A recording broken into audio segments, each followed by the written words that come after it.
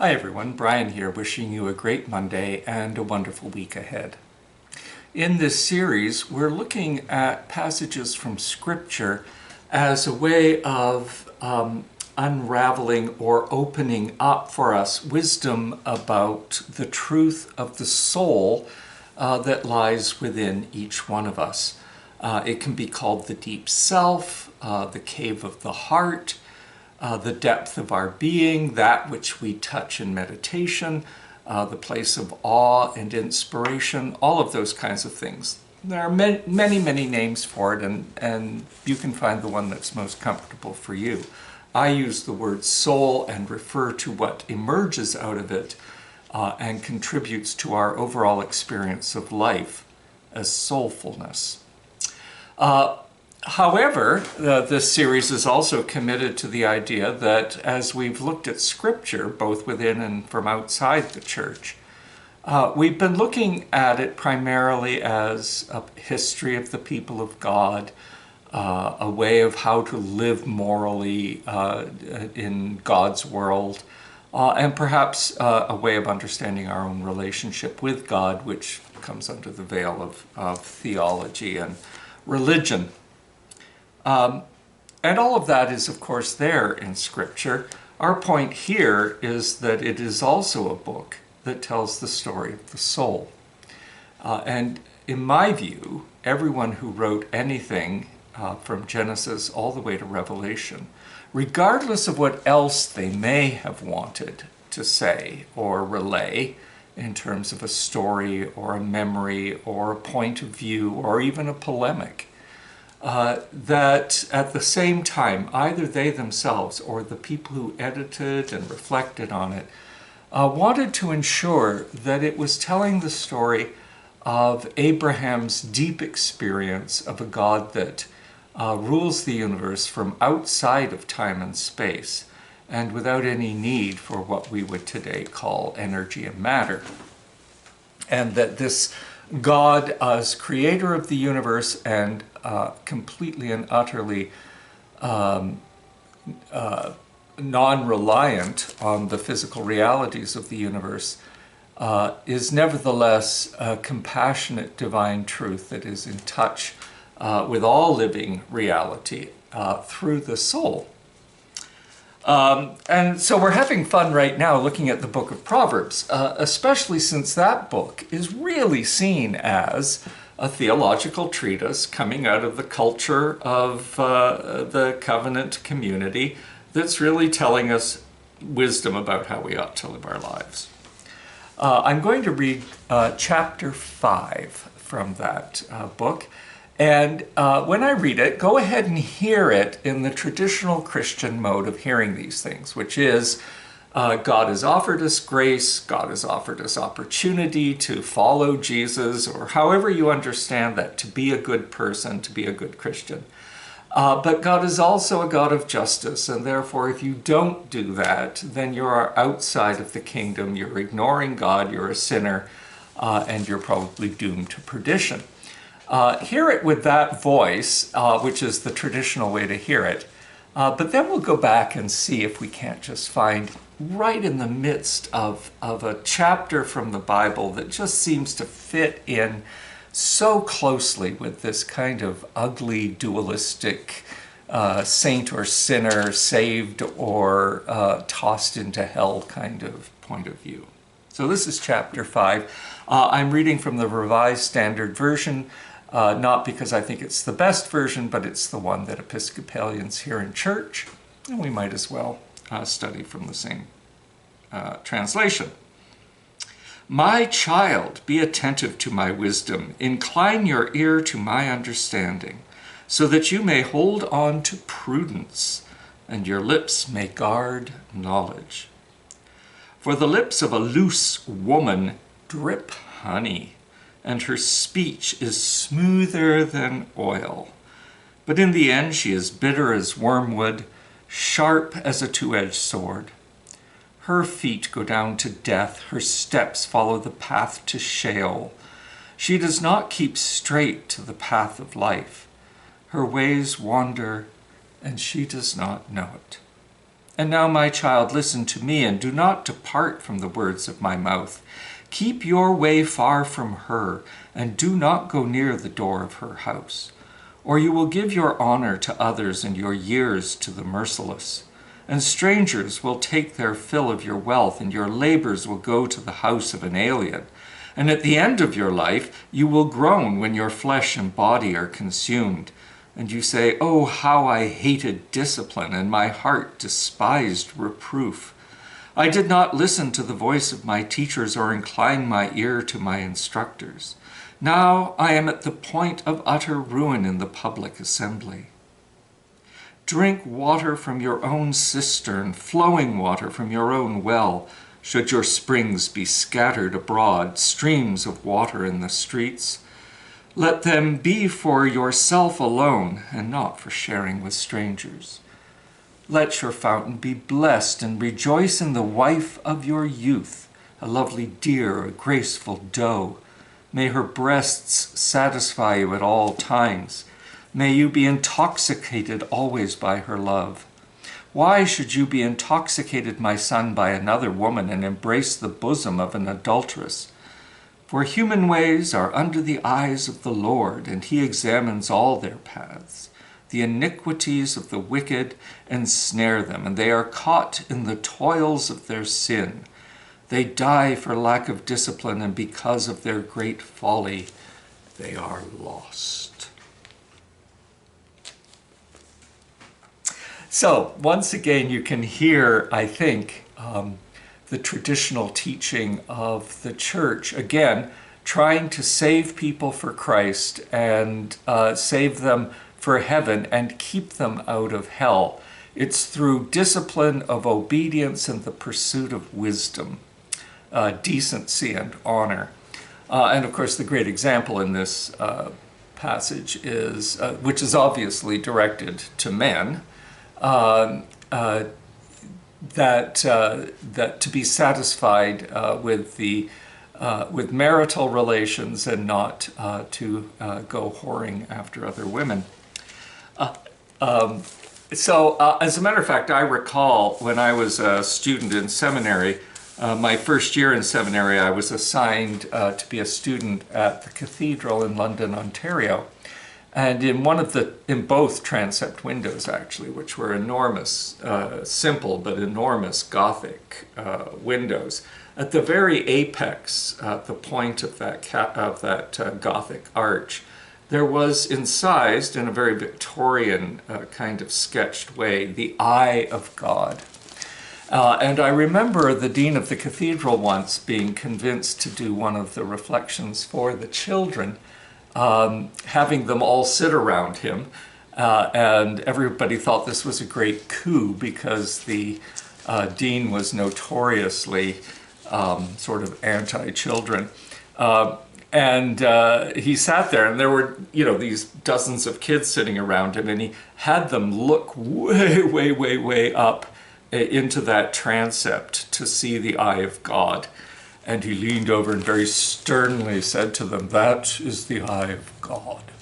And the eye of God is watching you at all times. And the eye of God sees how wicked you can be.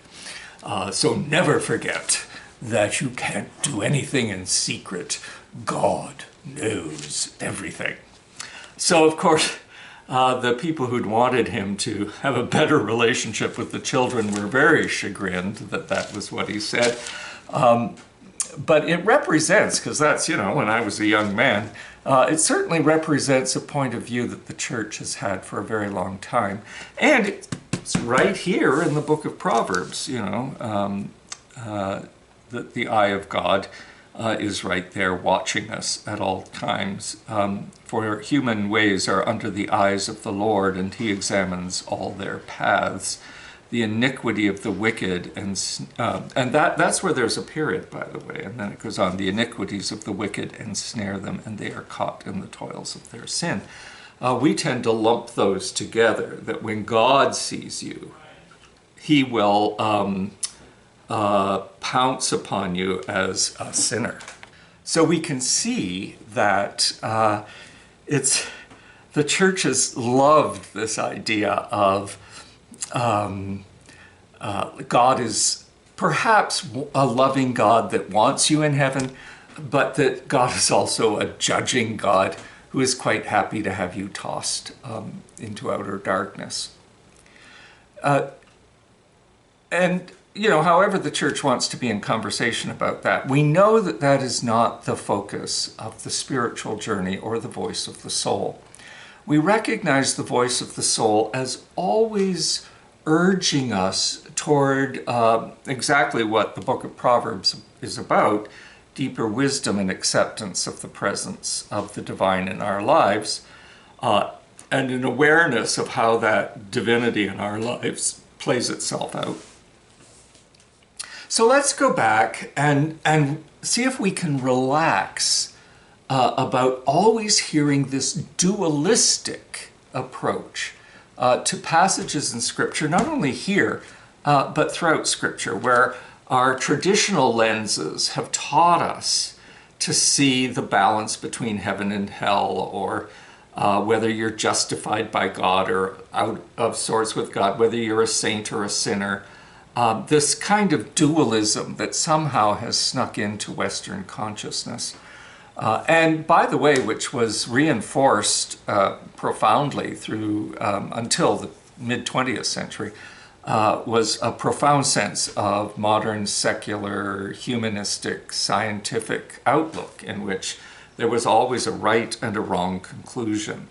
Even to the degree, even though science understood that it was always expanding and coming to deeper comprehensions, that nevertheless, when a question was asked, there's a yes or no answer.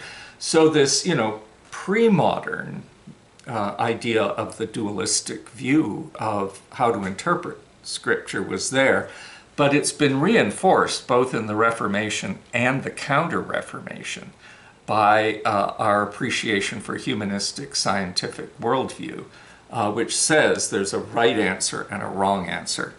And so, you know, we're deeply imbued with this. So getting underneath these words, and remember the soul always comes from underneath, and letting go of the dualistic view and seeing if this passage, this exact same passage, can't give us some insight about the living soul, is difficult for most of us. And that's why we pick up Scripture. And either for, you know, many of us still find a kind of rest in the idea that, oh, I can know what I'm supposed to do and how I'm supposed to live. I can have absolute confidence that, for example, if I stay faithful in my marriage and never wander in my marriage, that I have really lived up to what chapter 5 of Proverbs is about, that I'm learning the discipline of faithfulness to one person, that I'm learning to love them afresh and anew in different stages of life. By the way, I'm all in favor of that. I think it's a wonderful way to think of things. On the other hand, in the modern world, we know there's a difference between the discipline of accepting how we grow together and the foolishness of remaining in a relationship that's ugly, violent, abusive, or, you know, in an ever-devolving, problematic situation. And there is our entry point. And it becomes a huge problem for theological and moralistic Christians. On the one hand, they want to live the discipline that's talked about here in the 5th chapter of the book of Proverbs. They want to say, stick with that marriage, make it work. On the other hand, certainly modern Episcopalians understand that they're not going to say to a woman or even to a man, stick in a relationship where your partner is physically, emotionally, even sexually abusing you, or where the children are in danger, or where addiction has taken over.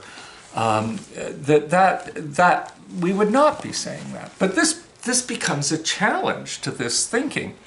And so it's really important, not that we give up the idea of how to, on the one hand, discern when do I stay in a relationship because it's a good way for me to grow in love, compassion, and appreciation for my partner and my household and my family. And when do I discern that this is actually deadlier and the kind of conflicts or difficulties that we're confronting are not things that we're going to work through and come out to a better place, but are in fact really causing damage to us, to our children, to our neighbors, to our extended family, and that the only healthy thing to do is to let the marriage go. But you see, what happens is if the church and its members stick to this idea that this is what the church teaches or this is what Jesus teaches, and that somehow if you let a marriage go, you failed somehow either in choosing this partner in the first place or in not loving them well enough along the way to keep these disasters from happening or whatever. And that is being rejected by an increasing number of people with each new generation, and rightly so.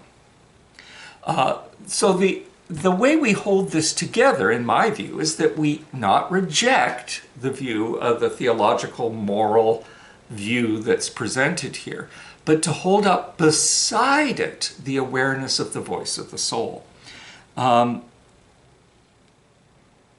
So let's start again with that exact same passage that I read earlier. For human ways are under the eyes of the Lord, and he examines all their paths. And you remember I talked about the dean of the cathedral warning kids that this was a horrible thing. Well, what if it's not a horrible thing? What if, in fact, the eye of the Lord is not waiting for us to fail or lack wisdom or make a mistake or be ignorant or whatever, but that the eye of the Lord is doing exactly what Jesus and the prophets are all telling us the eye of the Lord is doing, which is nurturing us into the goodness that's within us, encouraging us to be our best selves, walking with us as we recognize the compassion we've experienced in our life toward us when we needed it, and helping us to be better human beings because compassion has been shown us, so that we are encouraged to then show compassion to others. What if that's what the eye of God means? Far too often, you see, we go for that second phrase right afterwards, the iniquities of the wicked ensnare them, and they are caught in the toils of their sin.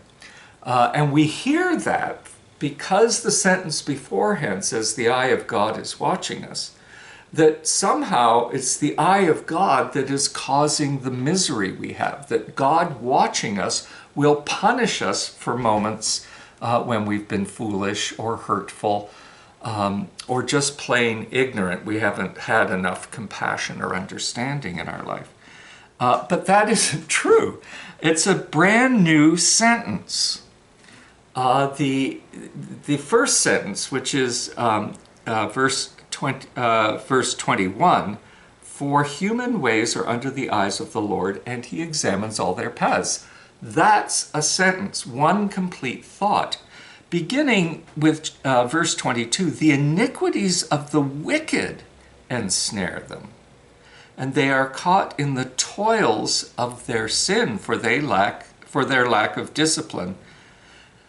So what that part is saying is kind of simple, like karma. If you're going to be foolish, you're going to find yourself in a fool's dilemma.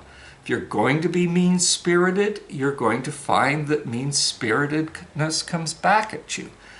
If you're going to be greedy or malicious or insensitive, that will all bounce back at you in one way or another.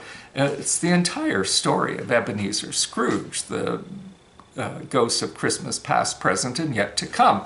All of the ways in which he chose to be narrow-minded, miserly, cruel, and to lack compassion for anybody around him, eventually comes back at him. And guess what? It's those things, those very things, that bring him to salvation. This passage from Proverbs, which I think has been so often used to say God is watching you and God is ready to punish you for every mistake you've made, is been completely misunderstood. God is watching you from the spirit that is alive within your soul. Your soul, the voice of your soul, is always attentive to consciousness, to the experience you're having of life. And the voice of the soul is always prompting you to embrace it, enjoy it, find life and zest and beauty within it. We spend most of our time ignoring that voice, which is what sin is, and God knows we do that. And that brings us more frustration and problems rather than blossoming us into a world of greater beauty and joy. Let's recognize that when Proverbs is saying there will be a penalty for foolishness, cruelty, thoughtlessness, etc., it's not because God is inflicting it on us. It's because that behavior itself, according to the author of Proverbs, that inconsiderate behavior has its own consequences that will inhibit your own life. So there's just one little way in which a whole chapter from the book of Proverbs can be seen in a very dualistic view that leaves us with a sense that God is a judge waiting to pounce on any mistake we make, only to discover that it's at least possible, and another way of looking at it, that the eye of God is waiting to nurture, love, forgive, and embrace us with joy. It can be fun now to start looking at Scripture in a way that speaks the way Jesus did, that God is here for freedom and joy. Have some fun with that, and we'll see you again next Monday. Take care, God bless, and thanks for listening.